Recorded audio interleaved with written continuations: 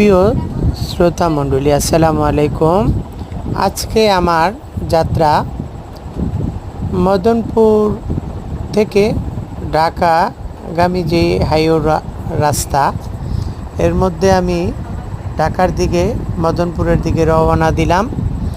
তো আস্তে আস্তে অটো দিয়ে যখন আমি মদনপুরের দিকে যাচ্ছি তো আমার কিছুটা সময় মনে চাইলো একটু যদি যে রাস্তার কিছু ভিউটা তুলে ধরে আপনাদের দেখাতে পারতাম।